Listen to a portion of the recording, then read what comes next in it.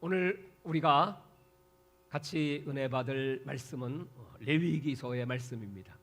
지난 시간에 우리가 레위기의 제사에 대한 것을 같이 나누었습니다. 오늘 이제 그 두 번째 시간입니다. 특별히 이 레위기는 난해한 책입니다. 그래서 여러분들이 성경을 시작하시면서 창세기부터 읽다가 출애굽기, 그 다음에 레위기가 나오면 그때부터 깜깜하죠. 졸음이 오기 시작하죠. 재미가 너무 없죠. 그래서 이제 바로 생략하고 민수기로 넘어가면 그래도 스토리가 나오기 때문에 좀 재미가 있고 읽을만 합니다. 그런데 이 레위기는 이스라엘 백성들에게 있어서는 제일로 중요한 책입니다. 그래서 어린 시절부터 4살부터 12살까지 그 어린 아이들에게 이 토라, 이 모세 오경을 가리키고 아예 암송하게 만듭니다. 근데 제일 먼저 암송하는 책이 바로 레위기입니다. 그 이유가 무엇일까요? 가장 중요하기 때문이다. 왜냐하면 창세기를 올바로 해석하려면 레위기를 알아야 합니다. 레위기 법에 의해서 창세기를 해석하면 너무 쉽게 이해가 되고, 그리고 레위기를 알면 그 레위기의 역사적 배경이 출애굽기라고 하는 사실을 알게 되면 너무나 이 성경이 우리의 확 와닿는다는 것입니다. 그리고 이 레위기는 그 다음에 기록되는 민수기가 그 레위기의 적용입니다. 그리고 신명기는 그 레위기를 다시 재해석하는 모세의 유언입니다.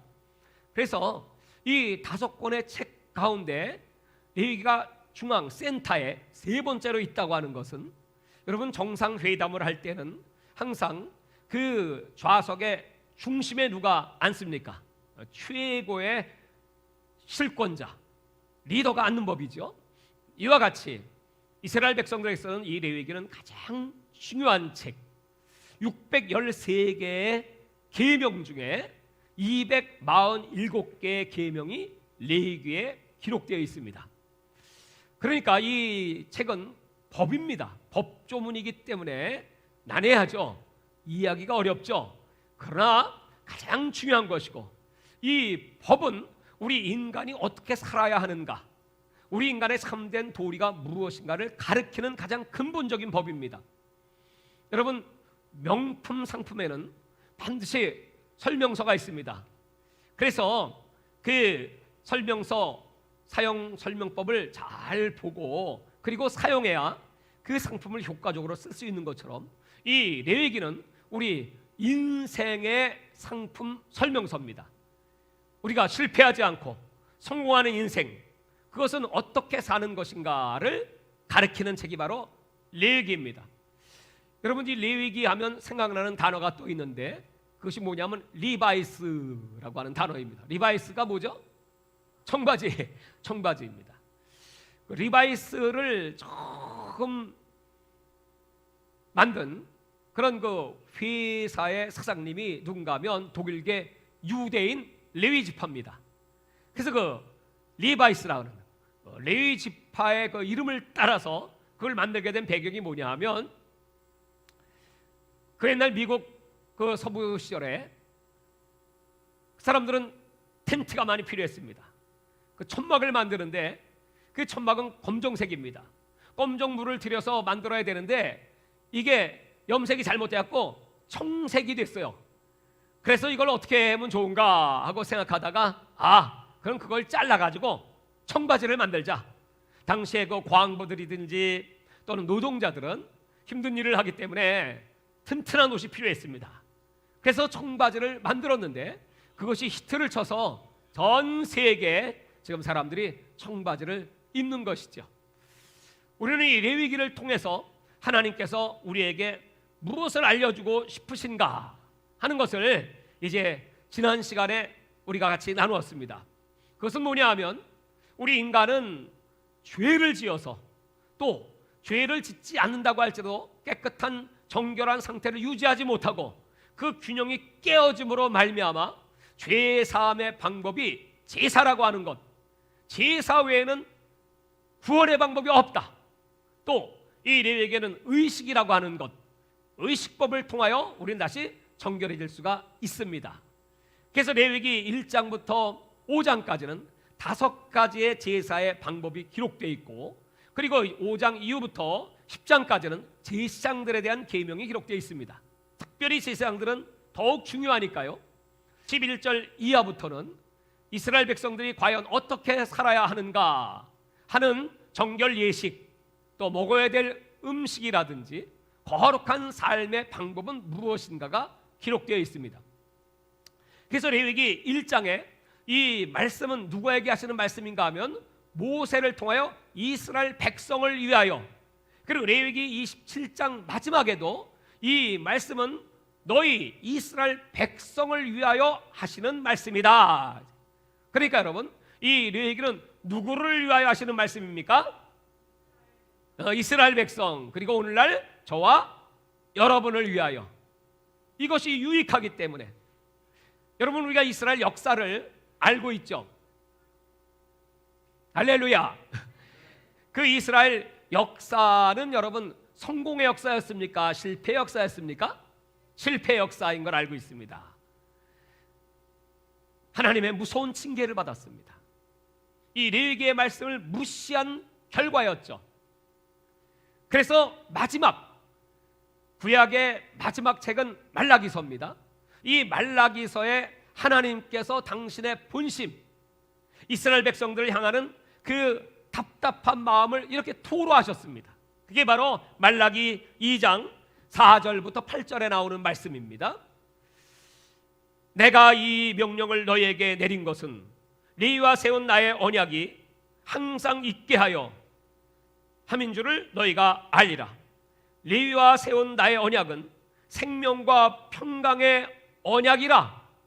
생명과 평강을 주시려고 하나님이 레위의 약속을 주셨는데, 그리고 8절에는 이렇게 기록되어 있습니다. 나 만군의 여호와가 이르노니 너희가 레위 언약을 깨뜨렸느니라. 깨뜨렸습니다.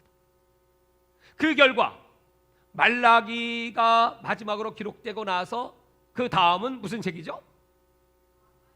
신약으로 넘어가 마태복음이죠. 그러나 그 마지막 구약 끝과 마태복음과의 거리는 몇 년인지 아십니까? 400년입니다. 400년 동안 하나님은 이스라엘 백성들을 만나주시지 않았고 아무 말씀도 하지 않았습니다. 이 언약을 깨뜨렸기 때문에. 그럼 이 언약의 중심은 무엇입니까? 레위기 19장 2절에는 거룩이라고 기록되어 있습니다. 거룩. 성경 전체의 핵심 주제는 또 무엇입니까?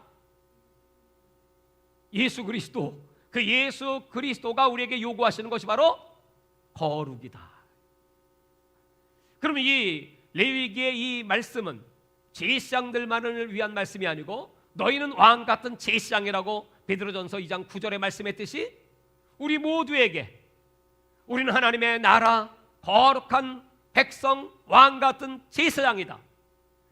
그래서 제가 지난 시간에 이렇게 잃어버린 거룩을 찾고 그 정결함을 찾기 위해서, 그 죄를 용서받기 위해서 우리가 해야 할 일이 제사라고 했고, 그 제사의 6가지 방법을 말씀드렸죠.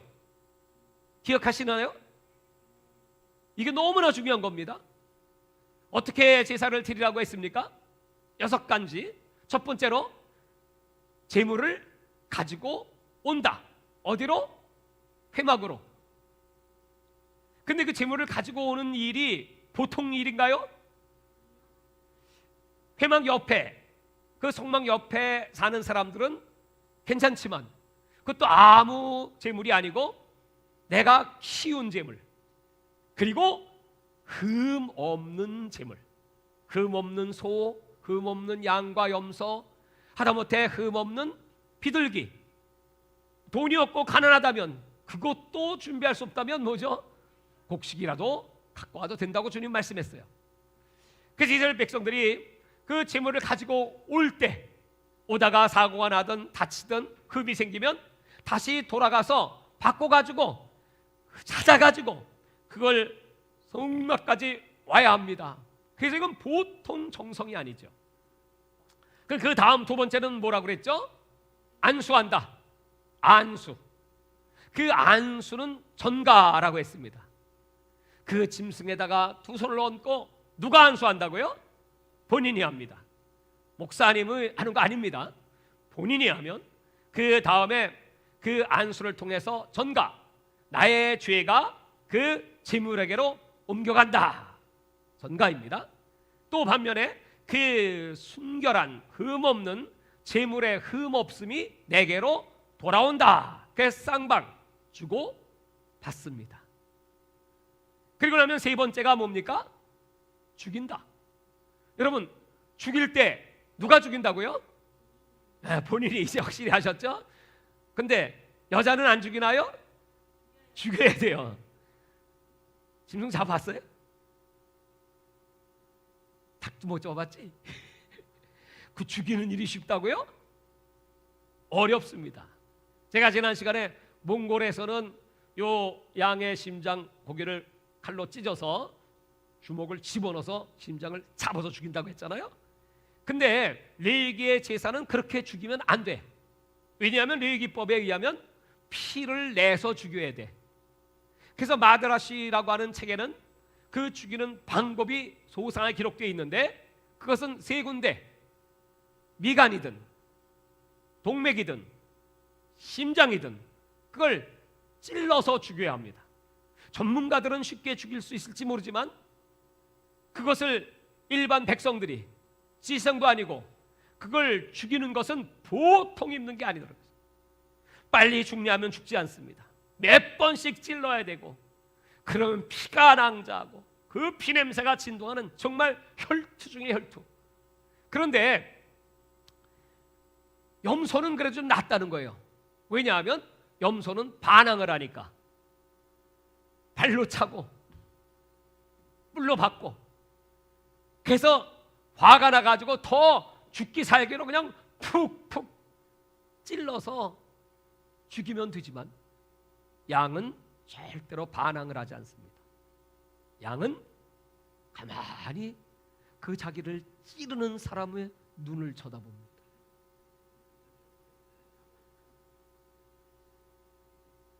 그 표정이 어떨까요?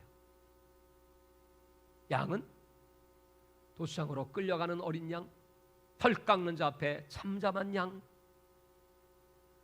그 양의 모습이 우리 예수님의 모습입니다.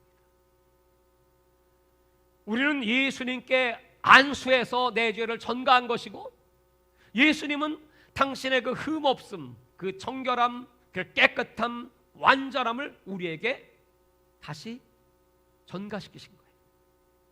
이게 안수입니다. 그리고 나면 세 번째가 죽이고, 네 번째가 죽인 다음에는 털을 벗기는 거죠. 껍질을 벗기는 거죠. 그렇죠? 껍질을 벗기는 것은 쉬운 일일까요? 그 전문가들은 이 다리, 그 발목을 칼질을 해가지고 거기서부터 벗겨낸다고 합니다. 그러니까 늘 해본 사람들은 뭐 쉽게 할 수 있겠지만, 그 이스라엘 일반 백성들이 껍질을 벗긴다는 것은 보통 힘든 일이 아니에요. 온 힘을 다하여 그렇게 힘들게 벗겨요. 특별히 여러분, 얼굴도 벗겨야 돼. 마지막 얼굴의 가죽까지. 그걸 벗기면 땀을 뻘뻘 흘리며 피가 낭자하고 그 냄새가 진동하는데, 드디어 벗겼다면 그 다음은 각을 뜯은 겁니다. 드디어 손, 발 잘라냅니다. 마지막 목을 잘라냅니다. 여러분, 목을 잘라내는 게 쉬운 일일까요? 옛날에 망난이라고 사형 집행을 하면 여러분, 그 칼로 그냥 물 한번 샥 뿌리고 샥 돌려서 팍 치면 한 방에 댕공 날아가는 것처럼 보이죠? 그러나 실제로는 그 전문 기술자 망나니도 이쪽에 한 번 치고, 다음에 이쪽에 한 번 치고, 그 다음에 정면에 내리쳐서 목을 자른다는 거예요. 그러니 여러분, 일반 백성들이, 저와 여러분들이 어떻게 잘라요? 안 잘라줘요. 거기서 막 애기 튑니다. 거기서 이 뼈들이 튀어나옵니다. 이미 피는 낭자하고 그냥 얼굴로 온몸으로. 그리고 마지막 끊을래야 끊을 수 없으니까 도끼를 씁니다. 도끼로 그 목을 내리치는 것입니다. 그게 각을 드는 겁니다. 그리고 그 정강이 그 내장들을 본인이 물로 씻어야 합니다. 물로 씻으면 제사장은 그 받은 피를 제단에 뿌리고, 그리고 깨끗한 제물을 제단에 올려놔서 불을 태웁니다. 불태워 올라간다. 히브리어 원어는 올라가는 화재, 번제입니다. 이것이 여러분 우리가 죄를 용서받는 방법이고, 그런 방법 외에는 죄사함이 없습니다. 하나님께서 이런 방법을 쓰시게 한 이유가 무엇일까요? 그걸 바라보시면서 레위기 1장 7절 이하의 마지막 그 번제가 올라갈 때 하나님은 그 향기를 맡으시면서 좋으셨다. 향기로운 냄새다. 너무 좋아. 냄새 너무 향기로워 하고 기뻐하신다. 하나님은 도대체 어떤 분이십니까? 아주 엽기적인 하나님. 각을 뜨는 걸 기뻐하시고, 또 칼로 찌르는 걸 기뻐하시고, 그걸 기뻐하신 하나님이실까요? 왜 하나님이 이런 방법을 쓰셨을까요? 하나님은 우리 인간을 너무나 사랑하시기 때문에, 만약 그 짐승이 나를 대신하여 죽어주지 않으면 그 죄의 대가를 내가 다 받아야 합니다. 여러분, 한 번도 제사를 드리지 않고 제사를 경험하지 않고 하나님 앞에 섰다면 그 제물이 내가 되어야 합니다. 내가 되면 하나님께서 그 속성상, 하나님은 공의의 속성과 사랑의 속성이 있으시죠. 그 속성상 하나님은 죄에는 진노하실 수밖에 없기 때문에 하나님은 나를 찔러야 됩니다. 목을 잘라야 합니다. 각을 뜨셔야 합니다. 내가. 근데 하나님은 우리들을 너무나 사랑하시기에 대신하여 그 짐승을 주게 하십니다. 그러면 여러분, 하나님은 그 동물들을 그렇게 학대하는 그러신 분인가요? 아니요. 하나님은 그 짐승도 미워하지 않습니다. 왜냐하면 당신이 창조한 피조물이기 때문에 그렇습니다. 그러면 왜 하나님은 그걸 기뻐하시나요? 그건 짐승이 죽어서 기쁜 것이 아니고, 거기에 저와 여러분이 안수하여 전가시킨 죄, 그 죄가 찔릴 때 기뻐하시고, 죄가 잘라질 때 기뻐하시고, 그 죄가 태워질 때 기뻐하시고, 하나님은 그 죄와는 상관할 수 없어. 그걸 기뻐하신다는 거야.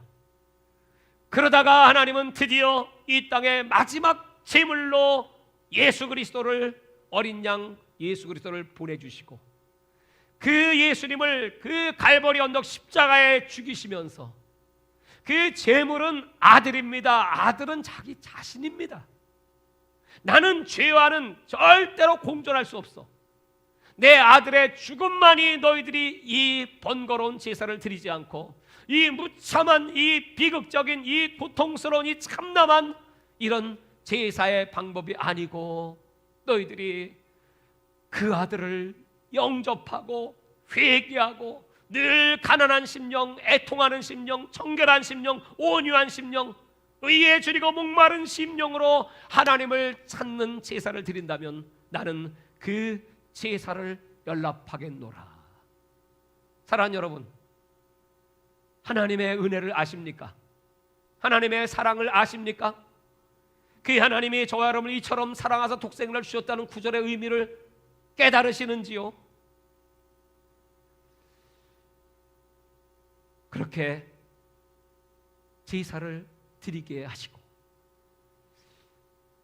이 제사가 5가지입니다.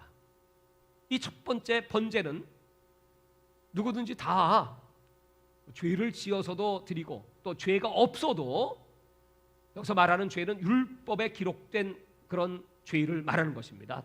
그것을 지키지 못할 때, 오늘 레위기 5장 17절에 보면 만일 누구든지 너 여호와의 계명 중 하나를 부지중 범하여도 허물이라 벌을 당할 것이라. 그러니까 계명 중 하나라도 범하면 제사 지내야 돼요. 그런데 이 계명을 범하지 않았습니다. 범하지 않았지만 나는 그 하나님께 감사해서 이제 내가 하나님께 쓰임받고 하나님 영광을 위하여 살겠습니다, 내 헌신을 받아주십시오 할 때 번제를 드리는 겁니다. 그때는 나를 바치는 것입니다. 그때도 역시 방법은 똑같습니다. 여기 두 종류의 번제가 있습니다. 그 다음엔 소제지요. 이 소제는 곡식으로 올려드리는 제사입니다. 이 곡식의 제사는 그냥 드리는 것이 아니라 가루를 빠야 합니다. 아주 정교하게 하나님은 빠서 드리는 그 가루 제사를 기뻐하신다는 거예요. 하늘의 밀알이 땅에 떨어져 죽어야, 죽은 제물이어야 합니다. 그래야 열매를 맺을 수가 있습니다. 그걸 드리면서 하나님께 감사를 드리는 것이죠. 이건 자원하시는 것입니다. 또 소원을 위한 것이기도 합니다. 이 제물을 통해서 성경이 우리들이 어떻게 예배를 드려야 할 것인가, 갈라디아 2장 20절에 우리는 그리스도와 함께 십자가에 못 박혔나니 그런즉 이제는 내가 사는 것이 아니라 나를 위하여 십자가에 못 박혀 죽은 예수를 위하여 산다. 그 삶은 나를 완전히 깨뜨리고 부셔뜨리고 고운 가루가 돼야 그런 제사만 하나님이 받으신다. 오늘 여러분 하나님께 나오실 때 오늘 나의 허물과 죄 다 십자가에 못 박고 나는 이미 그리스도와 함께 저 강 속에 물 속에 들어가서 옛사람이 죽고 그 세례를 통하여 다시 나올 때 새 사람이 되었습니다. 오늘 그렇게 여러분 자신을 빠서 주 앞에 감사의 소제를 드리시려고 주님 앞에 나오셨는지요? 여러분 이게 바로 예배입니다. 예배. 그리고 이제 그 다음에 드려지는 제사가 뭐냐 하면 화목제입니다. 이 화목제는 어떤 제사인가 하면 하나님과의 관계와의 화목, 두 번째는 이웃과의 관계와의 화목, 불화한 상태를 다시 화목으로 바꾸는 샬롬을 유지하는 제사. 그래서 이 화목제도 역시 마찬가지로 그 똑같은 방법으로 제사를 드리지만 다른 제사는 하나님께 올려드리고 그 제물을 제사장이 취하는데, 이 화목제는 제사장에게는 이 가슴과 오른쪽 넓적 다리의 제물을 드리면 되고 나머지는 그 성도들이 제사를 지낸 자가 먹습니다. 그러니까 내가 먹을 수 있는 제물. 근데 나 혼자 먹는 것이 아니고 이웃들과 함께 청합니다. 나 오늘 하나님께 화목제물 드려. 그래? 축하해. 같이 가세. 근데 같이 가서 이제 제사 드리는 걸 같이 봅니다. 그 제사가 딱 끝나고 나면 이웃들과 함께 나눠 먹어요. 그러니까 얻어먹는 제사, 모처럼 여러분 고기를 먹는 제사, 화목제 얼마나 기쁨의 제사입니까? 끝나고 나면 먹으니까 좋죠? 근데 법이 있어요. 이 화목 제물은 그날 다 해결해야 돼. 또 그 다음 날까지 해결할 수 있는 화목 제사가 있습니다. 그것이 레위기 7장 15절에 보면 나와 있습니다. 고기는 그날로 먹어라. 감사제의 고기입니다. 근데 소원제, 자원제는 다음 날 나눠 먹되 그것이 3일째로 넘어가면 그때는 불질러 버려라. 그걸 여러분 나눠 먹어야 되는데 나눠 먹지 않고 내가 혼자 먹다가 아까워 뒀다가 나 혼자 먹어야지. 그리고 욕심을 내면 그 다음 날 3일째로 넘어가게 되면 그거 먹으면 죄가 되고 저주를 받아요. 왜냐하면 이 제사 자체가 화목제는 뭐야? 나눔의 제사니까 나눠야 돼요. 이 말은 욕심내지 마라. 우리는 다 하나님 안에 그리스도 안에 한 형제 자매다. 그래서 여러분 서로 좋은 걸 나누시기 바랍니다. 맛있는 거 있으면 집에서 혼자 먹지 말고 목사님한테도 가져오고 서로 나눠 먹고, 그게 화목이란 말이죠. 화목. 그러니까 하나님은 얼마나 정확하게 욕심을 버리고 이기적인 마음을 버리고 함께 나누어야 하는 사랑을 오늘 화목제를 통하여 가르쳐 주십니다. 그 다음 제사가 속죄제입니다. 이 속죄제는 하타트라고 합니다. 표적에서 빗나갔다. 이건 진짜 글자 그대로 죄를 속하는 제사. 그러니까 다른 제사보다 이 제사는 꼭 죄를 지었다면 꼭 드려야 돼. 이건 생략할 수 없는 제사입니다. 속죄 제사. 이 속죄 제사는 죄의 오염을 근본적으로 처리하는 제사입니다. 이스라엘 백성들이 1년 동안 그 광야에서 지은 죄, 그걸 단 하루 7월 10일 대속죄일 날 한꺼번에 몰아가지고 와서 드리는 제사입니다.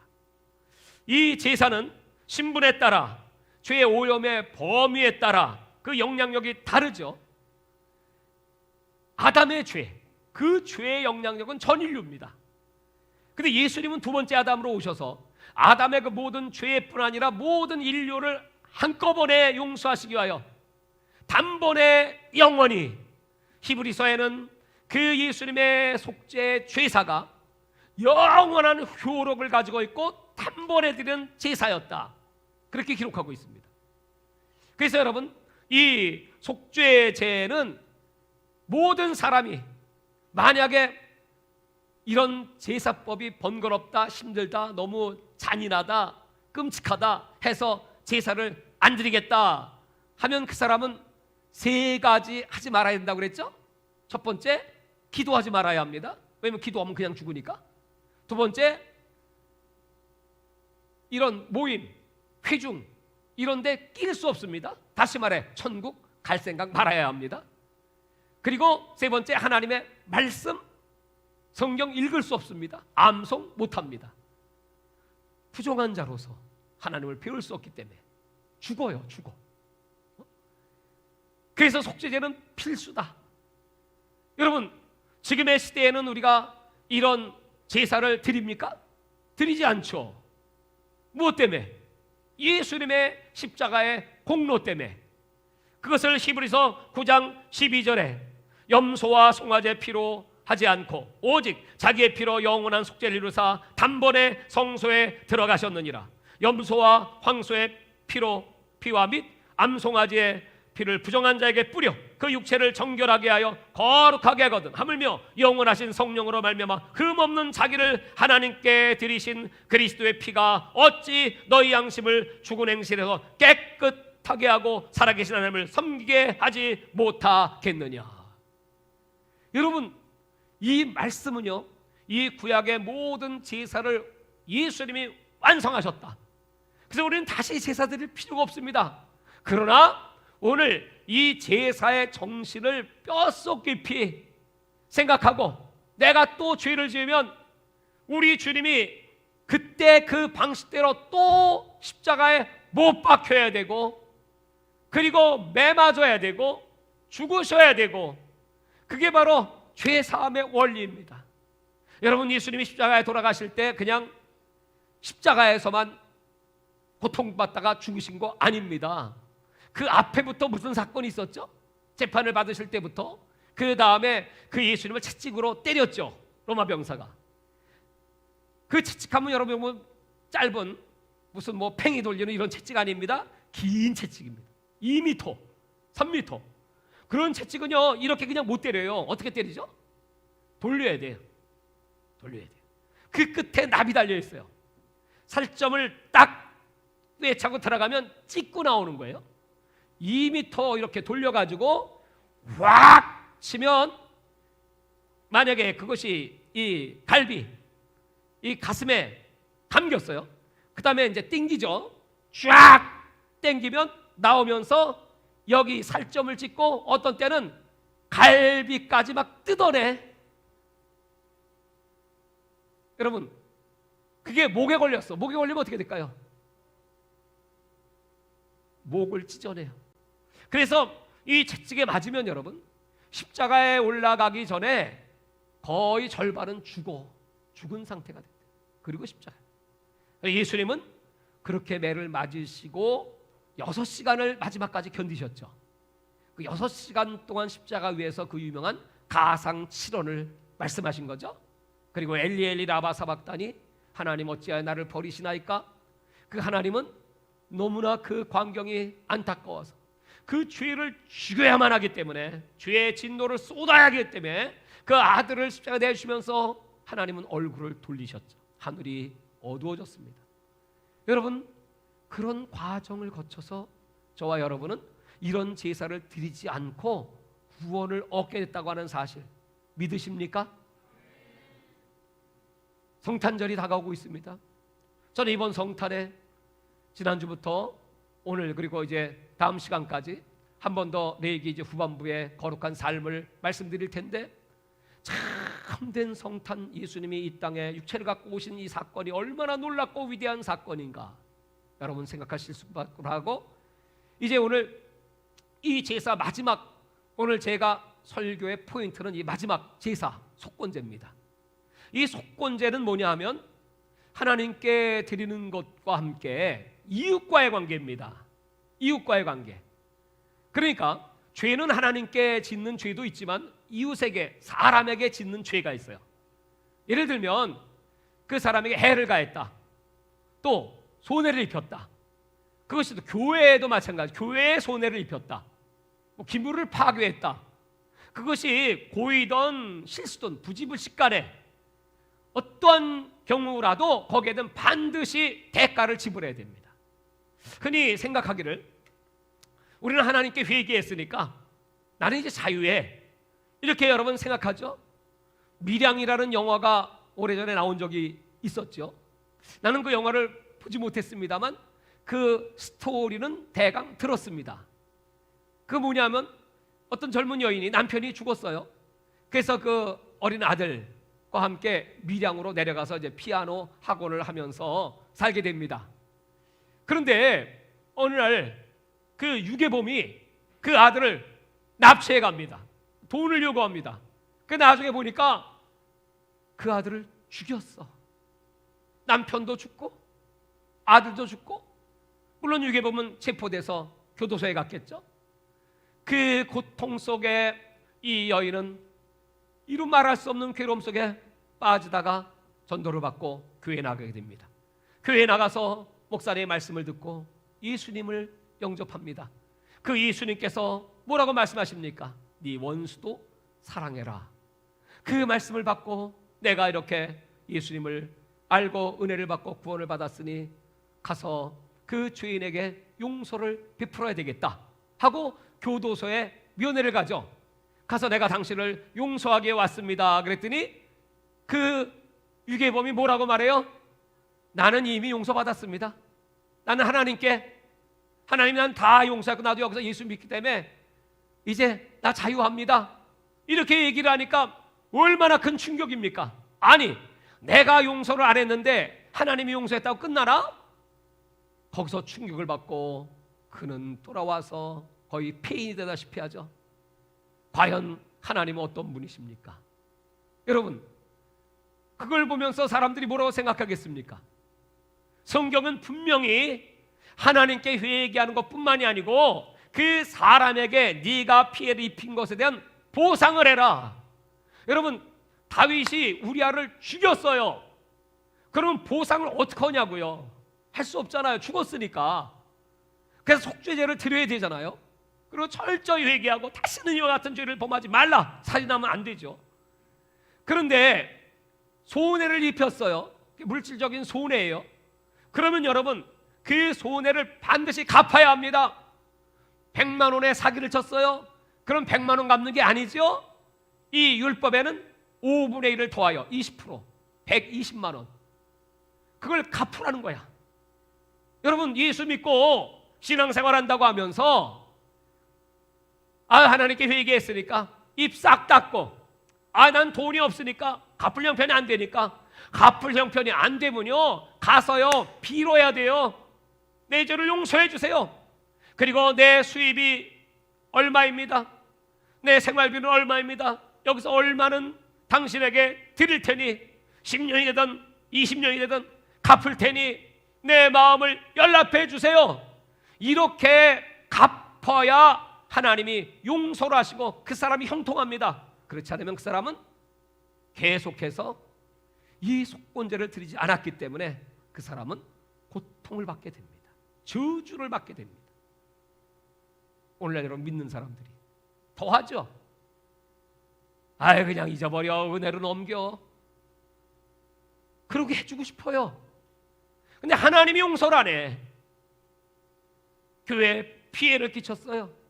그거요 갚아야 돼요. 5분의 1 더해서. 근데 이제 문제는 세월이 오래 지났어요. 잊어버리고 살았어요. 그 다음에 이 설교를 들었어요. 내가 그 피해를 당한 사람을 찾아갔어요.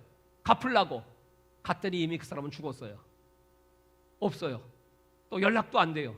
그럼 어떻게 됩니까? 그럼 이제 끝난 거죠. 죽었으니까 천만의 말씀. 죽었으면 그 예물을 20% 붙인 거 가지고 어디로? 교회로 와요. 누구한테? 제사장한테 드려요. 그러면서 제사장은 그를 위하여 속건제를 드려주고 그 제물을 하나님께 올려드립니다.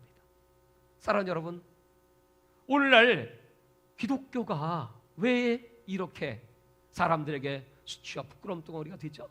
그것은 이 하나님의 말씀대로 살지 않기 때문에 그래요. 이 제사를 무시하기 때문에 그래요. 오늘 여러분 기도하시면서 생각하시기 바랍니다. 생각나면 바로 성경에 바울이 감옥에서 오네시모를 만납니다. 오네시모는 어느 집의 종이었습니다. 근데 그 주인의 것을 훔쳐가지고 도망을 나왔어요. 근데 예수를 믿게 됐어요. 바울에게 고백을 했습니다. 근데 바울이 얘기합니다. 가라. 너 그 주인에게 가서 네 잘못을 고하고 용서를 구해라. 만약에 주인이 용서해주지 않으면 당시 법에 의하면 그 종은 어떻게 돼요?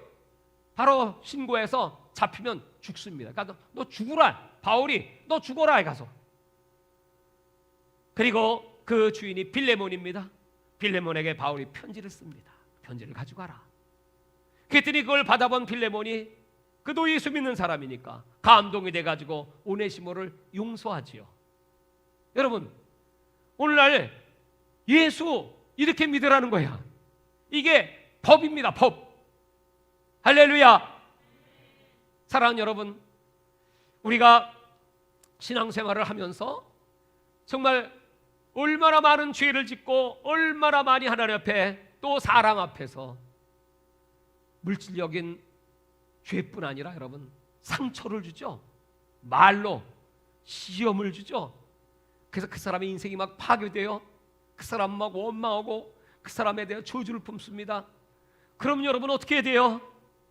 가서 내 죄를 용서해 주세요 하면서 화해하고 속건제를 드리는 것, 이것이 바로 하나님이 기뻐하시는 제사다는 것입니다.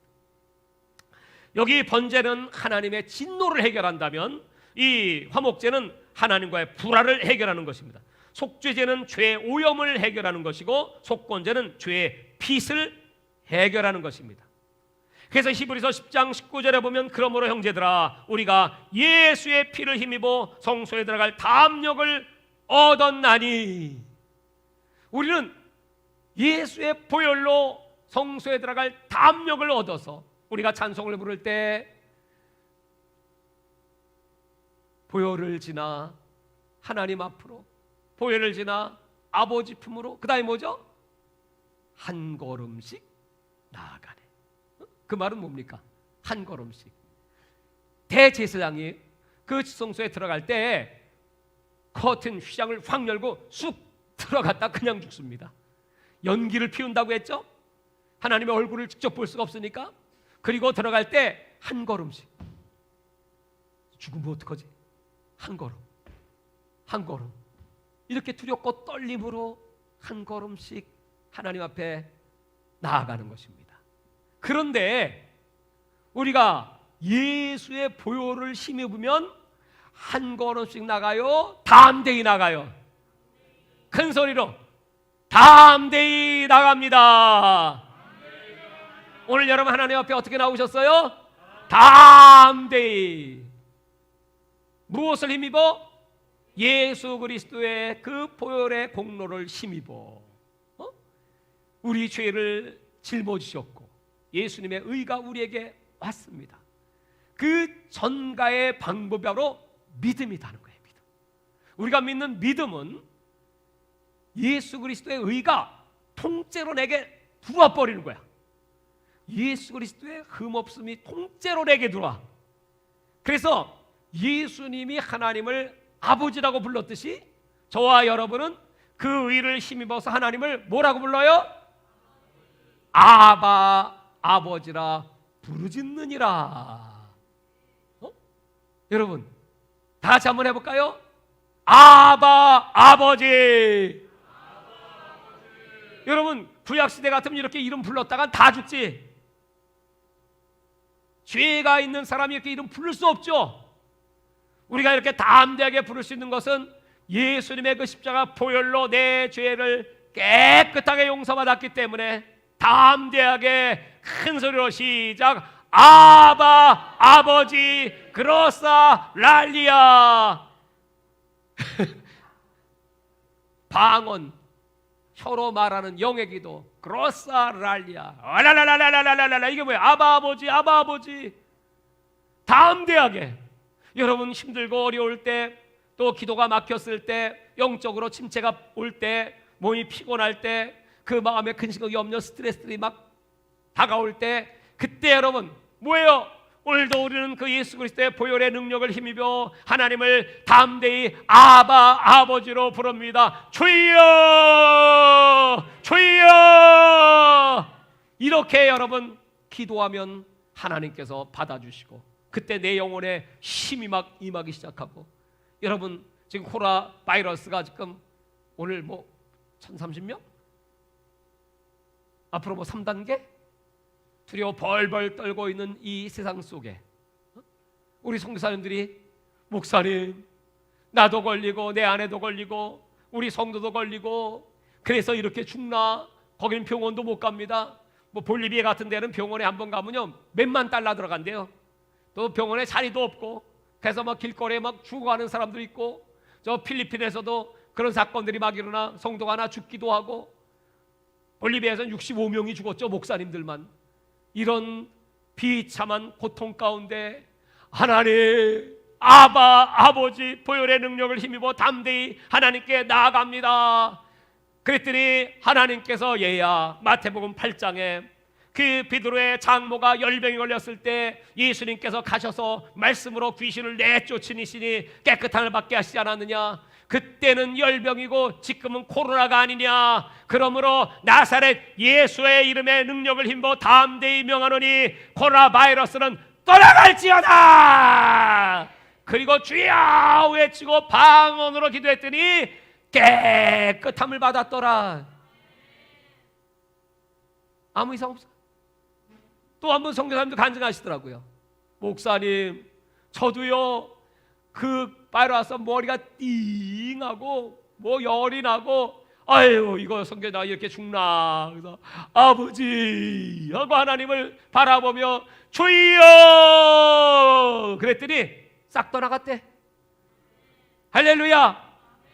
특효약 중에 특효약, 예수 이름을 부를지어다.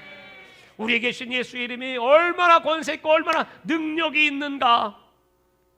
오늘 우리가 예수 믿는 것이 얼마나 위대한 사건인가.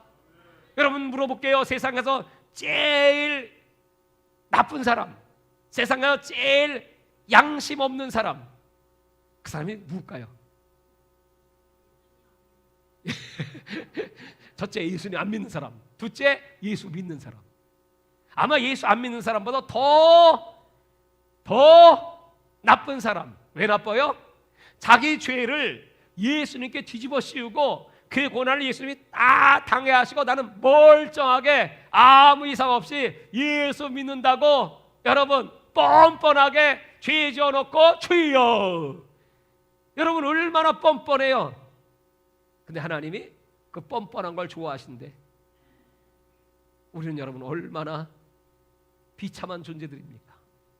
그럼에도 불구하고 그 보혈의 능력을 힘입어 하나님 앞에 나오는 걸 그렇게 기뻐하시는 하나님이시다. 그러니 여러분 이런 저와 여러분들이 하나님 앞에 자랑할 거 있어요? 드러낼 거 있어요? 교만해질 수 있어요? 의시될 수 있어요? 남을 무시할 수 있어요? 대답을 해요. 시험에 들 수 있어요?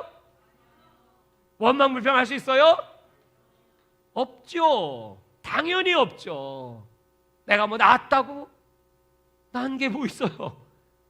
그 주님 앞에 다 죄인들을 이렇게 이 무서운 제사의 방법을 통해서, 이 끔찍한 방법을 통해서 저와 여러분을 구원하셨다면, 그리고 우리는 다시 제사 드릴 필요도 없어요. 이 제사 드리는 거 하나님 원치도 않으세요. 아들을 십자가에 주시면 내가 다 줬어. 테텔레이오스, 다 갚았어. 지불했어. 그게 구속이에요. 내 죄값을 내가 다 계산했어. 너는 갚을 게 없어. 내가 갚겠다고요? 내가 지불하겠다고요? 내가 의로 그렇게 하면요, 그 주님의 의를 모독하는 거야. 우리가 여러분 예수님의 십자가 사건에 내가 보탤 게 뭐가 있어요? 내가 드러낼 게 뭐가 있어요? 돈으로요? 명예로요? 공만이 해서요? 선으로요? 참선해서요? 아닙니다. 그걸 하나님 제일 싫어해. 우리는 그저 그 하나님의 은혜를 감사하고 기뻐하고 감격하고 순종하고 아멘하고 할렐루야 겸손하게 주님만을 섬기며 살아가시기를 바랍니다. 저는 오늘 제사에 대해서 다시 한번 말씀을 드렸고, 다음 시간에는 레위기 후반부에 나가면 이 레위기의 구조가 첫 번째는 하나님과의 관계, 두 번째는 이웃과의 관계, 그 관계를 어떻게 맺어야 되는 그 법을 말씀했어요. 그 다음에는 이제 사회와의 관계 또는 국가와의 관계, 이렇게 레위기는 확산이 돼 갑니다. 이 613개 법 중 247개의 레위기의 법을 지키며 살면 그 다음부터 어떠한 축복을 받는가? 이스라엘 백성들이 이 법대로만 살았다면 여러분 얼마나 하나님 기뻐하시고 복을 받았겠습니까? 또 지금도 우리들이 이 하나님 말씀의 원리에 입각해서 우리가 제사는 드리지 않지만 우리가 이 정신을 가지고 날마다 주님의 보혈을 찬송하며 그 이름을 높여드리며 하나님 앞에 겸손하게 허리에 띠를 띠고 제자들의 발을 닦아주신 것처럼 그 예수님을 본받아 살면 우리에게 주시는 축복이 얼마인가 하는 것을 말씀드리고 싶습니다. 할렐루야. 오늘 이 말씀을 생각하고 이제 우리 합심해서 기도할 때 하나님 아버지, 이 제사의 정신을 배우고 계시니 감사합니다. 오늘 화목제물이 되신 예수님을 본받아 우리도 하나님과 화목하고 또 우리 이웃과 화목하게 하옵소서. 불화한 것을 용서해 주시고 내가 먼저 손 내밀게 하여 주옵소서. 또 속건제를 통하여 우리 이웃들에게 내가 갚지 못한 것 갚을 수 있게 해 주옵소서. 하나님 말씀에 순종해서 복을 받아야지 하나님 언제까지 이렇게 살겠습니까? 다시 기도할 때 기억나고 생각나게 해주시고 우리 예수님의 거룩함을 본받게 하여 주옵소서. 하나님 이제 우리 기도할 때 하늘문을 열어주시고 아버지 제사를 통하여 다시금 이번 성탄의 육체를 가지고 이 땅에 찾아오신 예수 그리스도를 맞이하기를 원합니다. 성육신하신 예수님을 닮아 우리도 세상에 빛이 되고 소금 되고 하늘의 미랄 되어서 화목케 하는 직분을 감당하기를 원합니다. 오늘 기도할 때 주님 마음을 찢고 가난한 심령으로 하나님의 얼굴을 구하고 아버지 이름을 높여드리겠사오니 이제 하늘문을 여시고 보혈의 능력의 손을 펼쳐 담대히 주 앞에 나온 우리들을 연락하여 주시옵소서. 주여 삼차 기도합니다. 주여 주여 주여. 할렐루야. 감사합니다.